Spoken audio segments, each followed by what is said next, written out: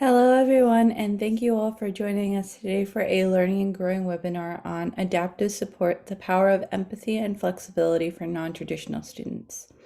Our presenter today is Dr. Monica Radu of Southeast Missouri State University. My name is Sidra, and I'll be your moderator today for Hawks Learning. We will have a live Q&A session after the presentation, so please enter any questions you have into the Q&A module as we go, and we'll be sure to answer them at the end. I'll now hand it over to our presenter. All right, thank you for that introduction.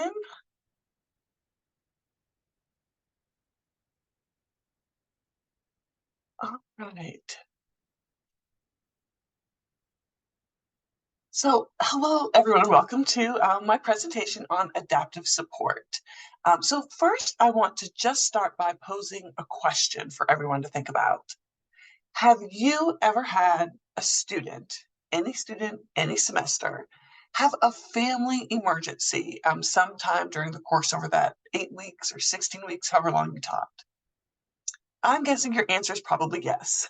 Life happens, right? And research shows that students, particularly non-traditional students, are often faced with challenges surrounding balancing work, their education, and family responsibilities. The individuals in our classes are, of course, college students, but they're also full and part-time workers. They could be athletes, parents, coaches, grandparents, and the children of aging parents. Our students are balancing their full-time jobs and taking care of their children and parents while also being concerned about textbook readings, quizzes, exams, and research papers. So we know that college can be challenging for students no matter what their circumstances are. So how can we as educators adapt to the unique needs of students? How can empathy help us provide support and flexibility for all students, with a particular focus on the challenges faced by non-traditional students? So this presentation explores the critical role of empathy and flexibility in supporting non-traditional students as they navigate that balance between their education and family responsibilities.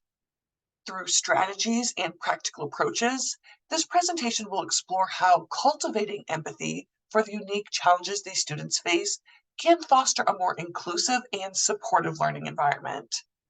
Additionally, in this presentation, we'll examine the value of adaptability in instructional methods and policies, aiming to accommodate the diverse needs and schedules of non-traditional students, hopefully or ultimately enhancing their academic success and overall well-being. So, non-traditional students in higher education typically refers to individuals who do not fit that traditional model of a full-time student entering college immediately after completing high school. They often have unique characteristics and circumstances that differentiate them from traditional students. Common characteristics of traditional students include being older, having work or family responsibilities, being financially independent, maybe pursuing their education part time, and also having prior work experience. So, there are several key factors why focusing on non traditional students is important. The first is that understanding and supporting non traditional students contributes to helping to create this diverse and inclusive educational environment that we're all striving for. Their varied life experiences and backgrounds can help enrich the overall learning community and promote a broader perspective in academic discussions and interactions. Also, research shows that the demographic landscape of higher education is constantly evolving. A significant portion of our students now fall into this non traditional category, which kind of challenges this traditional student profile. So, to effectively meet the needs of a changing student population, institutions and us in the classrooms have to understand our non traditional students and their needs. Non traditional students, as you know, are often balancing work, family, and education, and supporting their educational pursuits positively impacts their earning potential and career opportunities. So if we're thinking about this at like a macro level, we're thinking how that can contribute to economic growth and societal development. Focusing on non-traditional students can help address issues of equity and access in higher education. These students are often facing, barriers such as financial constraints, lack of flexibility, and sometimes limited support systems. By studying and addressing these barriers, educational institutions can enhance access to education on a broader spectrum of learners. Also, understanding the unique needs of non traditional students is really important to improving retention and graduation rates. By identifying and addressing obstacles like time constraints, financial stress, competing responsibilities, institutions can help create strategies that support these students and informs educational policy development. So, what are some of these common characteristics about our non-traditional students? So, non-traditional students are typically older, often in their mid-20s, 40s, or beyond. And again, they may have all of these prior life experiences, work experience, and other commitments. Non-traditional students are often supporting themselves financially through work or other means, and they might not rely on parental financial support. We do tend to see non-traditional students have a higher rate of enrolling in part-time classes because part-time enrollment allows them to balance their education with other responsibilities. Excuse me. We also know that non-traditional students often have varied academic backgrounds. They may have had interrupted or non-linear educational paths, including prior college credits, certificates, or military service. Some may be returning to education after a significant gap. Also, their goals for pursuing education can vary widely, including career advancement, personal growth, maybe fulfillment of a lifelong goal, or better financial stability. And so, what are some of these common challenges that non traditional students face? Time constraints, of course, balancing work, family responsibilities, coursework. This can be really overwhelming, making time management a significant challenge. Financial constraints, and we see this among all college students, but it can be a significant barrier for non-traditional students, including tuition costs, textbooks, transportation, if they're commuting, and other educational expenses. Non-traditional students may have limited access to on-campus resources. They may feel that they can't access the library during the times that it's open, or advising services or extracurricular activities due to maybe their part-time status, remote learning, or just their schedules in general. And some non-traditional students, especially some of our older non-traditional students, they could face challenges adapting to technology and online learning platforms. Also, non-traditional students often feel isolated from their classmates. They might feel like they have fewer connections with peers, which could impact their overall academic experience. So we want to think about how we can, take these factors into consideration when we're trying to be empathetic and flexible in supporting these students. So empathy, what is empathy? Empathy is the ability to understand and share the feelings, thoughts, and experiences of another person. It involves stepping into another person's shoes, as you've probably heard, and seeing the world from their perspective. So, empathy allows us to connect to others emotionally and also helps us to respond in a sensitive and understanding manner. So, there are three primary types of empathy. Cognitive empathy involves understanding another person's perspective, being able to see the situation from their point of view, and recognizing and comprehending another person's emotions. While emotional empathy is about sharing and experiencing the emotions another person is feeling. So when someone's sad, you might feel sad. When they're happy, you feel joy or happiness. Where compassionate empathy or empathetic concern involves not only understanding another person's feelings and sharing their emotions, but also is about feeling moved to help or support them in some way. It leads to actions that demonstrate care and support for the individual. So, empathy is a fundamental aspect of human interaction and social relationships. It helps in building connections, fostering understanding, resolving conflicts, and promoting kindness and compassion. It's an essential skill in various contexts, including our personal relations, the healthcare system, and then in this context, education. So, empathy and academic support is a critical factor that can significantly enhance the overall experience and success of students. It involves understanding and sharing the feelings, perspectives, and experiences of our students, which is essential for building those strong relationships and providing effective support. So, demonstrating empathy in our classes can help create a safe and supportive environment where students do feel comfortable coming to us to express their concerns, fears, or the challenges that they're going through. This can foster trust and encourage open communication, which is vital for seeking help and guidance. And later, when I'm talking about some of the examples, one of the key factors in being able to be empathetic with our students and being flexible is that open communication, because oftentimes we can't help if we don't know what's going on. So, like I mentioned, college is challenging and can be stressful for all students.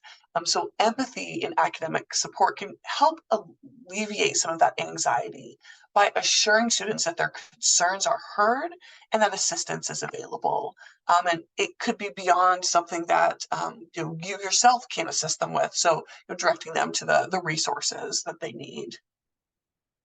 So, empathy also fosters an inclusive environment where students from diverse backgrounds, cultures, and experiences all feel accepted and understood. So, acknowledging and respecting these differences through empathy contributes to a more equitable academic community. So, how do we cultivate empathy in higher education, especially for non traditional students? We know that it's essential for creating an inclusive and supportive learning environment. So there's lots of different strategies for cultivating empathy. Some may work for you and some may not. It's going to depend on your institution and the classes that you teach, as some approaches may be more appropriate than others for you and your students. When I'm thinking about even some of my classes, it is easier to build these strong connections and be empathetic in a class where there's 10 students versus a class of 200 students. So you have to keep that in mind. So, first is active listening and open communication. So, from the beginning of any class, you want to encourage open dialogue and active listening between yourself and all of your students. You can establish regular feedback sessions to allow students to express their concerns, experiences, and suggestions. You want to create a safe space where students feel comfortable sharing their challenges and aspirations. Can also open up a time in the classroom where it's appropriate or applicable, where students really feel like they can share their personal stories and experiences. Hearing these real life narratives, I teach in sociology, so it's often applicable to have students share their experiences. But hearing these real life narratives fosters empathy because it allows others to gain insights into the unique personal struggles and triumphs of non traditional students and all students. Also, you could establish peer mentoring programs where non-traditional students can connect with their peers who have potentially, faced similar challenges. You can create support groups, and that works both online and face-to-face, where students can share their experiences and provide emotional support to one another. So again, I'm in sociology, so day one of my classes, I talk about social capital and those connections that students have. And I encourage students to think about that classroom as this potential to build these connections with myself, with, if there's a TA, with other students. I really encourage students to learn each other's names. The last day of class, we shouldn't be saying like, oh, like, the lady in the red shirt said, no, you should know her name. So really thinking about how we can help create these positive learning environments by helping the students connect to one another. Also thinking about our own flexibility as far as our office hours, or do we allow online office hours? Are we flexible? In the research, it talks about having evenings and weekends, accessible to students, and that might work for some people, and it might not work for others, because as faculty members, we're also balancing work and family life, so that's not always feasible. But we want to ensure accessibility through online communication channels. We can think about virtual meetings and any available resources to help bridge any time gaps. Also, we can think about adapting our teaching strategies to cater to the diverse learning styles, preferences, and prior experiences of our students. We can think of project-based learning, online modules, hands-on learning activities, finding out what works for your students. Also want to think about at the beginning of class when we're developing, our syllabi, developing flexible academic policies that can account for the diverse circumstances of non-traditional students, such as family responsibilities, work commitments, or health issues. Think about, what are your policies on late work? What are your policies on extensions? Do you have alternative exam schedules? Do you have any modified assignments to support individual circumstances? Also, we can think about empathy in assessment and grading. Approach assessments and grading with empathy by considering the challenges non-traditional students might face, such as time constraint and balancing multiple responsibilities. Offering constructive feedback and providing guidance for improvement is really important and can help students on their journey.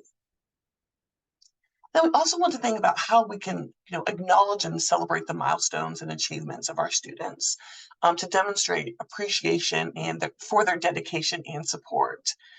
We want to recognize their resilience in managing both academic and other life commitments. So empathy, when integrated into higher educational practices, creates a more inclusive, understanding, and empathetic community. And that's going to support, all types of students. And of course, we want to think of supporting students both in their life and academics and their education, and also their well-being outside of the classroom. So flexibility also plays a pivotal role in supporting non-traditional students in higher education. So, non traditional students often have diverse life responsibilities and commitments. And so, a flexible approach to education can be crucial for their well being. So, we want to think about the jobs that our students have, their family obligations, and all these other commitments. So, flexibility in class schedules, including evening, weekend, or online courses, can really help our students balance education with their busy schedules. We can think about different learning options such as online courses, hybrid models, accelerated programs can help accommodate non-traditional students. Maybe in your online classes, think about, when you're opening modules, are you giving students adequate time if they want to work ahead? Um, Also, again, this also really depends on the size of the classes that you teach, but maybe enabling students to create customized plans based on their goals, interests, or constraints. I know in a class I have, it's an online class, but I have three major kind of like projects, and all three of them, there are two different options where students can pick what would work best for them. Also, we can think about allowing flexibility in assignment due dates. I know that's been really big for me and working with my students. It's kind of asking students at the beginning of the semester, what kind of due dates work for you? I typically just adhere to the traditional Saturday or Sunday at 11:59. I don't know if there's a rhyme or reason. So, I've heard lots of different models that work as far as assignment due dates. But something new I'm trying this semester is I have an assignment due date. So we use Canvas as our learning platform. So that's going to pop up on students on their app. A lot of them use the Canvas app. So they have that due date. But then I also have a close date, and so that offers this grace period. So for students who need that little push or that little motivation, okay, it's due this day. I don't want to procrastinate. That's the due date. But then for students who need it, okay, but I know I have this grace period. So submitting on the weekend doesn't work for me, but I have this grace period to submit by Tuesday night instead.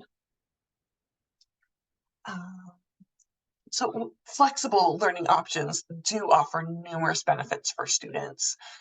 It helps students also feel heard that they have specific needs and you're willing to work with them. Flexibility often allows students to balance education with work, family, and other responsibilities. Kind of provides them the freedom to choose when and where to study. So, implementing flexible policies for non traditional students is essential to accommodate their diverse needs and circumstances. So, there's lots of different examples of flexible policies that can greatly support non traditional students. One that I have implemented is just allowing students to request extensions for assignments and projects. So, in my classes, I do not accept quote unquote late work, but I'm happy to work with students using extensions. As a professional, have you ever had to ask for an extension? I wish I could say that I never have, but there have been a few circumstances where I needed to ask for an extension because life happens. I recall having to ask for an extension for revise and resubmit. The editor was supportive and encouraging, and my experiencing asking for that extension kind of reminded me of the importance of having that same approach with students. So, depending on the size of your classes and workload, you could work with students on developing a personalized study plan that aligns with their specific circumstances, maybe considering their employment hours or family commitments. Another approach, like I mentioned, is offering various assessment options, um, portfolios, verbal exams, research papers, allowing students to choose the method that best fits their learning style and schedule. So adaptive teaching styles can also be helpful for students. For example, providing pre-recorded lectures and maybe I think like in one of my classes, using the voiceover PowerPoint has been really popular. But it can allow students to review at their own pace before class, allowing for more in-person, personal, and virtual class time for active discussions, problem solving, and clarification. Also, providing in-person instruction with online learning can be really helpful for students as it gives students the flexibility to attend physical classes when possible and provide students with engaging digital content when they can view it or really immerse themselves in it at a time that works better for them. And for some, it might be 11 o'clock at night. Also, thinking about when students come to class, making it just a as positive environment as possible. So it takes a lot for me to make it to class every day to teach. So I always, tell my students, I don't know what it took for you to get here, but I appreciate that you're here. And this is what we're going to do in class. It was worth your time to come. Really letting students feel that their time is going to be well spent by coming to class. But then I also work really hard to not have students feel penalized for not coming to class. So if a student, misses a couple class periods, that they're not going to come back and feel uncomfortable rejoining the class. So here's a few examples. I mean, there's so many examples we can think of, but let's think about flexibility in assignment deadlines. So let's say we have this non-traditional student, Latrice. She's a full-time employee and a mother of two young children. She's balancing her job, family responsibilities, and academic commitments, and it's been a really challenging semester for her. So one semester, she faced an unexpected family emergency, and it significantly affected her ability to complete her assignments on time. So she approached her professor, she explained the situation, and she said she wanted to do the work. She wanted to successfully complete the class, so she requested an extension for all assignments for the remainder of the semester. The professor empathized with her circumstance and granted her reasonable extensions to complete the assignments, and just letting her know she wouldn't be penalized in any sort of way for these unexpected challenges. So let's say there was a positive outcome, right? That Latrice was able to manage her family emergency, complete her assignments within the extended timeline, and perform well in the rest of the course. Because the professor was understanding and flexible, it really helped relieve some of Latrice's stress, and it allowed her to maintain good academic standing. So what might be the strengths of this approach? You know, thinking about the due dates, were they essential for a student to be successful in class, or was it just about getting the work turned in so the student could receive feedback? So okay, in this circumstance it was fine to move the deadlines, but we know that all approaches don't work for every student or every class. So when I was thinking about this case study, I was thinking there is one key factor that had to take place, and that was that the student felt comfortable coming to the professor. And I think that starts at the beginning of a course, is building those relationships where a student would feel comfortable in the first place coming to the professor and saying, like, hey, this is what is going on. This is what I think would help me to be successful in the remainder of the course. In my own personal experience, a lot of times you don't hear from students, you don't know what's going on. Maybe you see they haven't turned something in, they haven't turned something in, they didn't take an exam, haven't seen them in class for a couple weeks. You reach out, you don't, hear anything back until maybe the very end of the semester, and then you're kind of like filled in on what's going on. Um, but if you build those relationships at the beginning of the semester, through what you're saying in your syllabi, what you're saying at the beginning of class, you're letting students know you're here from them, you want to be supportive, you're flexible, you're empathetic, you can open up that communication at the beginning of the semester. So just a couple questions. I know I'm running out of time as far as opening it up for questions. But I want you to think about how you communicate with your students about your own experiences with work-family conflict. Everyone has a different level of comfort in sharing about their personal life, but how could this openness enhance your ability to relate to them and support them in their academic journey? So I posed this question. I just recently was helped moderate a panel on this discussion about work-family conflict in academia and how that shapes our experiences with students. But I feel like I can't hide my work-family conflict. I have 3 young children. So there's doctor's appointments, there's fevers where kids can't go to daycare, there's different things where I ask my students for some empathy and some flexibility. And so opening up that conversation at the beginning of the semester and letting them know, like, I empathize, I know what you're going through, I'm trying to balance it myself.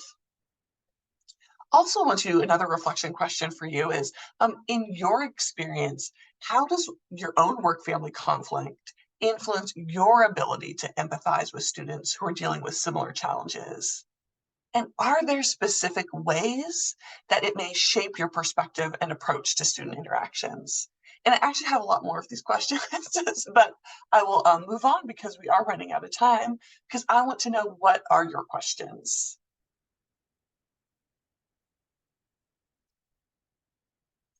Open this We back up. have one question. How do you handle when the emergencies that students say aren't actually true? How do you handle that situation? That is a great question. So I went to this training, and I just thought it was really powerful what the presenter said in dealing with this exact thing that you're talking about. And if a student felt the need to make up some emergency that wasn't true, they are probably dealing with something else that they didn't feel comfortable sharing with you. Um, and maybe that's true, maybe that's not. But when students feel compelled to, make up stories, or, are not 100% truthful in the reason they're asking for extensions, I don't feel like that's my job to determine what's true or not. So I support every situation, as the truth, and just try to be as empathetic as possible, even if I'm, questioning maybe. When I first started teaching, I had somebody tell me that their car broke down and then submit a receipt about their car getting fixed. And on the top of it, they didn't like delete that it was like fakereceipts.com or something, is like how they like made this receipt. And I felt like if I would have brought that to the students' attention, they probably would have never came back to class, or just so. Okay, your car broke down. Let's find a solution to the problem. So that's been my approach, but everyone's different. But I just always think back to what that speaker said about how if they feel compelled enough to make up this story, that something might be going on, that they need additional support. Thank you. We have another question. They're not sure if it's just word semantics, but is sympathy not enough? It seems as though empathy was emphasized in this talk. Oh, that's a great question too. Hmm. So I think when you think about sympathy, think about like, oh man, sorry to hear that you're going through that. You do feel those emotions, like you know, I I feel bad. I feel bad that the student's going through that. Where I think with empathy is, like I talked about those three different kinds of empathy.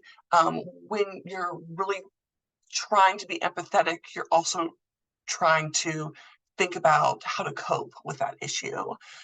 So I'm feeling these emotions that the student's having, and now I'm going to work to find a way to support them. So I would say, I mean, yeah, I think sympathy is really important too, but empathy is that one step further where you're trying to create or bridge a gap to really address that problem or that issue that is coming up that semester with that student. That's a great question.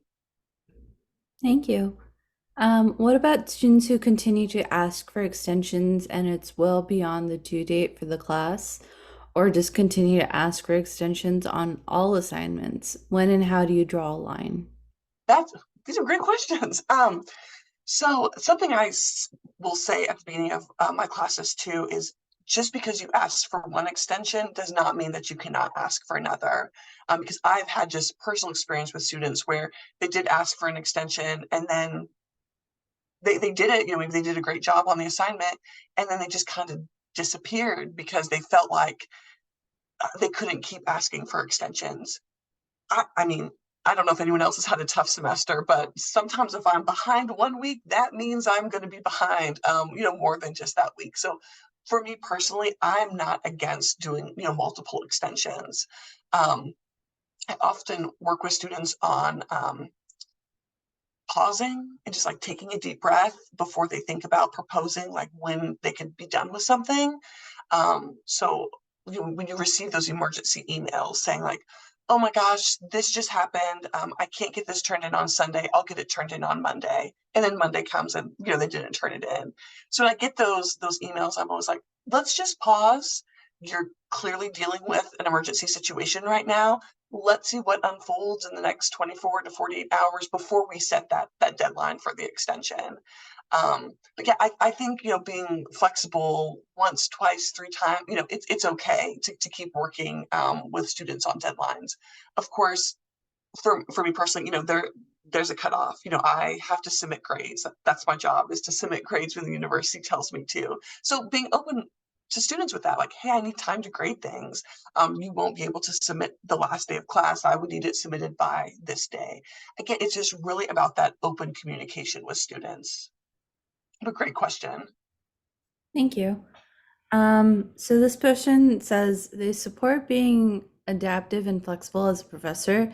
Do you think different majors or levels, etc., in a course affect extensions? They teach business and oftentimes deadlines are just that. Prioritizing and time management are also important. Yes. So on this panel, we had this exact discussion. One of my colleagues teaches in criminal justice and teaches lots of graduate courses. And she was talking about the fact, like, when you have something due to the judge, like, you cannot ask for an extension. Like, you have to have it turned in on time. So I think it does absolutely depend on the major that you're teaching in, the discipline that you teach. I teach sociology. It's not a major at our institution, so I'm teaching students who are minoring in sociology, so I can be flexible. I have the flexibility to be flexible, but I completely understand that that's not feasible for all classes, all majors. But I think the importance comes from, or what could be really important is talking about that upfront with students. In our field, deadlines are so important.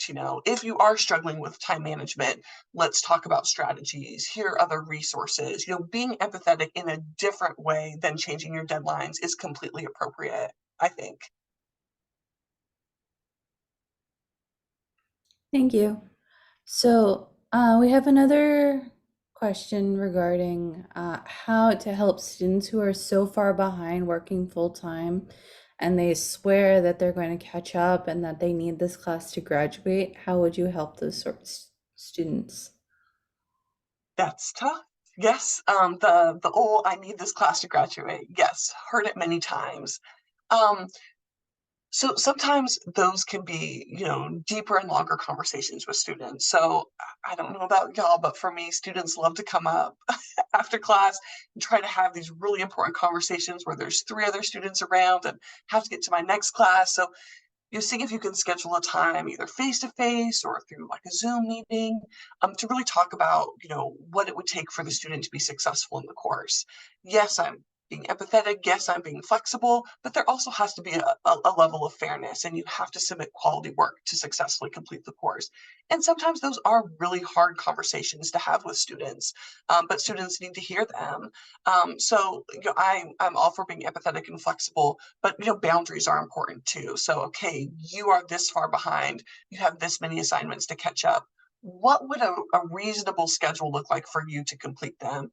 For me to get my grading done and to follow the rules I need to follow, this is what the schedule look like for me. What would it look like for you? Can we compromise?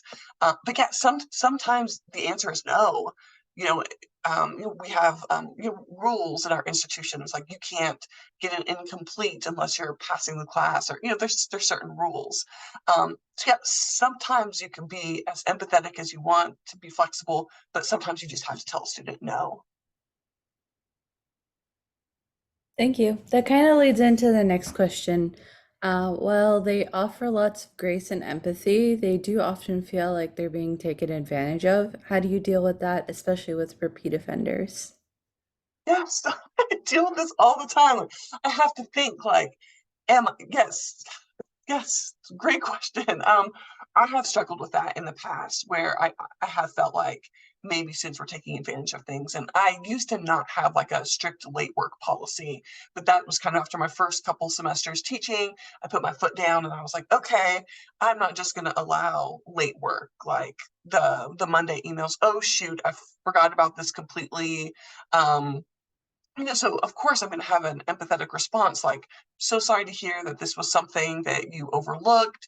Here are the different ways I communicated to you a due date. I just recently had this conversation with a student. I was like, I sent 3 reminder emails. The due date's posted on Canvas. It's in the syllabus. It's in the weekly schedule.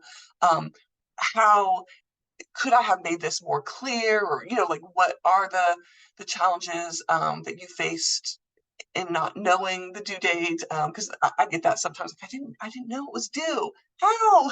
So, yeah, I think everyone can feel differently. I try not to take it personally, but I'm human, so sometimes you do take things personally. Um, but again, like I mentioned, like if a student is having these issues, is asking, you feel like, for too much, to have those open conversations. And sometimes, the answer just might be no. I can't maybe support you in this way that you would like to be supported, but here are some different ways I could help you or try to help you be successful in the course. Thank you. Before I read the last question, there are a couple of comments.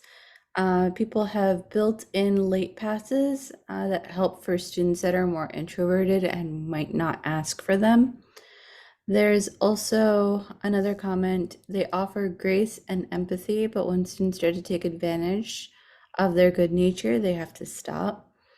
And then one last comment was, I often tell students that I'm giving you a grace period for this assignment, but you are using the one and only provided that you need to have everything in on time moving forward. And then the last question we have is, they're flexible in attendance. However, they find it hard to not be frustrated when they're waiting 8 to 10 minutes for one student to show up. Any suggestions on how to talk to students about this? Yes. That has been, I had that a challenge similar last semester where I felt like wasn't one student, it was lots of students just coming in later and later, and then feeling like I was re-lecturing or re-saying, the same things over and over again. So the students who were there on time, they're being penalized essentially, that they have to get this repetitiveness, or that they're there waiting for their students. If it was just one student, I would maybe, if you had any sort of rapport with them, just maybe talk about, is there a barrier? Is there something going on that you can't get to class on time? I really, we only have so much time, and just kind of explain it from your point of view. I mean, you're not being mean. You just want to be respectful of all students and all students' time. The big issue I have found with students is talking about parking. And so sometimes that could just be a problem solving, like, okay, let's get out the campus map. Let's see where you're parking now. Where is there available parking?